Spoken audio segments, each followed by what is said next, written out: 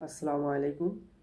আজ আপনাদের সামনে আর্জেন্টিনার এমন এক তরুণ খেলোয়াড়কে পরিচয় করে দেব, হয়তোবা তার সম্বন্ধে অনেকেই অজানা। তিনি বিশ্বের অন্যতম সেরা তরুণ খেলোয়াড় হিসেবে পরিচিত। তিনি তার গতি, দৃষ্টি, অবস্থান, সৃজনশীলতা এবং ডেভিলিস ড্রিবলিং হিসেবে পরিচিত। বর্তমান তিনি বিশ্বের সেরা ক্লাবের মধ্যে একটি, ম্যান সিটিতে খেলে থাকেন।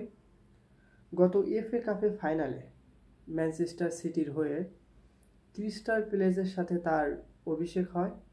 ম্যাচের ৭৬তম মিনিটে এই অ্যাসেভেরিকে নামানো হয়, সাব হিসেবে নামানো হয়, যেখানে তিনি মাত্র ১৪ মিনিট সময় পান।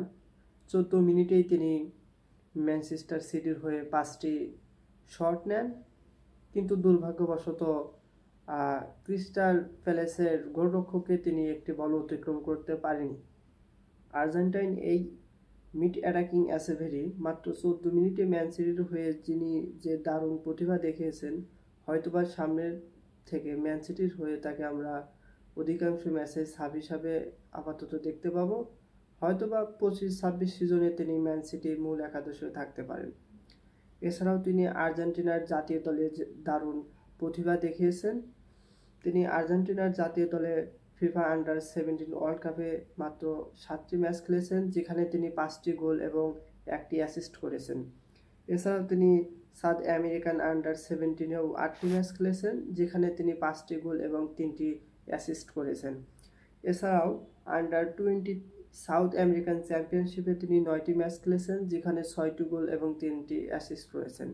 সুতরাং তার আমরা এই গোল এবং অ্যাসিস্টের অ্যাভারেজ হিসাব করলে তার প্রতি ম্যাচে গোল অথবা অ্যাসিস্ট করেই যাচ্ছে।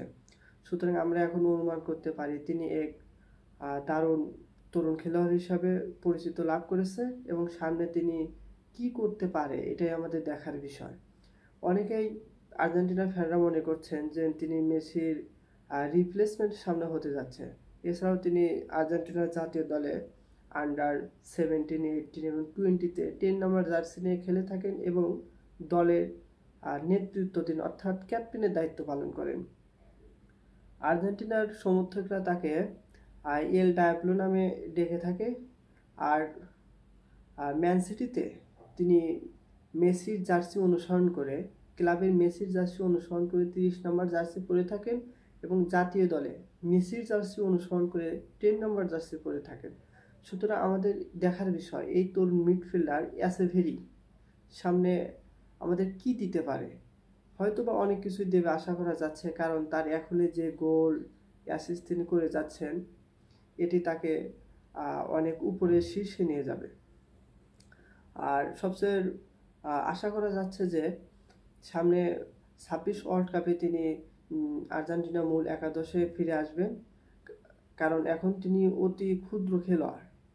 সামনে হয়তোবা তিনি পূর্ণবয়স্ক হলেই তাকে আমরা ন্যাশনাল টিমে দেখতে পাবো।